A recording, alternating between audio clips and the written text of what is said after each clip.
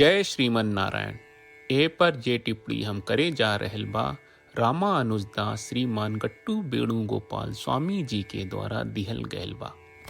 अध्याय 11 विश्वरूप सदर्शन योग श्लोक 29।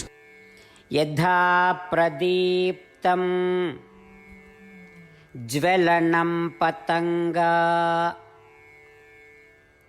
विशन्ति नाशाय समृद्धवेगाः तथैव नाशाय विशन्ति लोकाः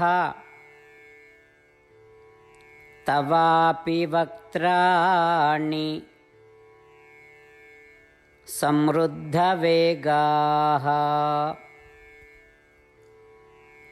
ओम।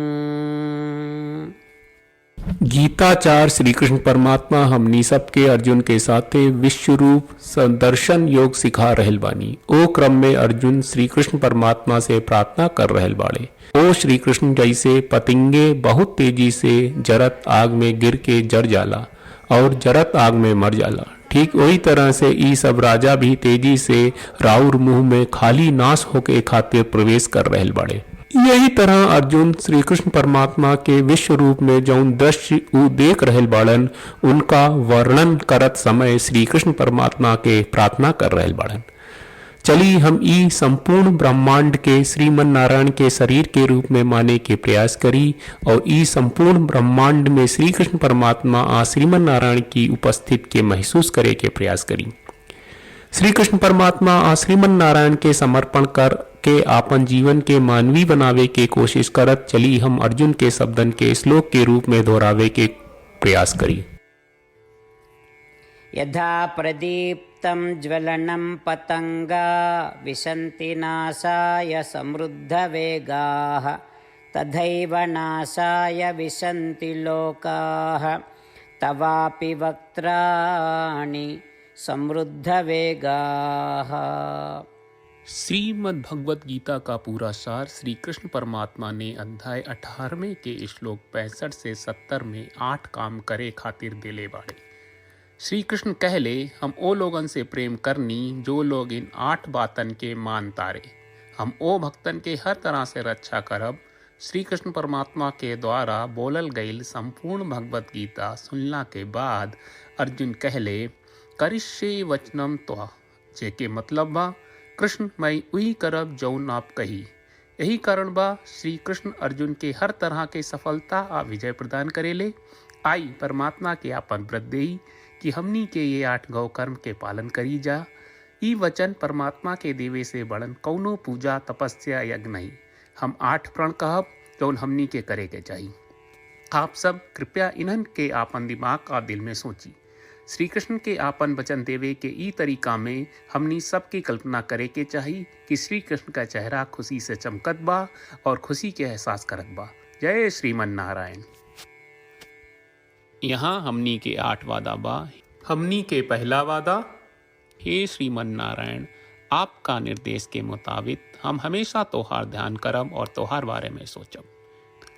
हमनी के दूसर वादा, हे श्रीमन नारायण, आपका सलाह का अनुसार हम हमेशा आपका भक्त रहब। हमनी के तीसर वादा, हे श्रीमन नारायण, हम आपन सब काम तोहरा सेवा के रूप में और तोहरा संतुष्टि खातिर करब। हमनी के चौथा वादा, हे श्रीमन नारायण, जैस की आप माने के कहले रहलू, हमरा बहुत विश्वास बा कि हम आपके होई और हम हमेशा आपन दोनों हाथ जोड़ के आपके नमस्कार करब और आपकी पूजा करब। हमनी के पांचवा वादा, हे श्रीमन नारायण, हमरा के तोरा बात माम एकम शरणम ब्रज 1866 याद कहले, जहाँ आप हमरा के आपन का अर्पित करे का कहा। श्रीमन नारायण, मैं हमेशा तोहरे शरण में रहब। हमनी के छठवा वादा, हे श्रीमन नारायण, हमरा के तोहरा बात माँ सुचहा 1866 याद कहले कि आप हमनी के शोक ना करे का आश्वासन दे रहे बड़े। हम अब और शोक ना करब। हमनी के सातवां वादा, हे श्रीमन नारायण, आपने हमरा खातिर श्रीमद् भगवत गीता के वितरण करके हम सबके कृपा कहले और आशीर्वाद दहले बा। हम वादा करत बानी कि रोजाना कम से कम एक श्लोक पढ़ब या सुनब। हमनी के 8वां वादा। हे श्रीमन्नारायण, आप गीता के पूरा मानवता तक ले गयलू। हम गीता में आपके दिव्य वचन के उन भक्तन तक पहुँचावे के प्रयास करब जे गीता से अपरिचित बा। हे श्रीमन्नारायण, हम उई करब जौन तू करे का कहब। हम ऐसन व्यवहार करब जैसन आप चाहत बानी और हम खाली आपका खातिर काम करब। श्रीमन्नारायण के रोज आपन वचन देहल कि हम ओइस करब जैस आप कहत बानी, ई अपने आप में बड़न पूजा बा। श्रीमन्नारायण, करशे वचनम त्वा। श्रीमन्नारायण, हम तोरे निर्देश के मुताबिक काम करब। सर्वं श्री कृष्ण अर्पणम अस्तु। जय श्रीमन्नारायण। यथा प्रदीप्तं ज्वलनं पतंगा विशन्ति नाशाय समृद्धवेगाः तथैव नाशाय विशन्ति लोकाः तवापि वक्त्राणि समृद्धवेगाः। ॐ यथा प्रदीप्तं ज्वलनं पतंगा विशन्ति नाशाय समृद्धवेगाः तथैव नाशाय विशन्ति लोकाः तवापि वक्त्राणि समृद्धवेगाः।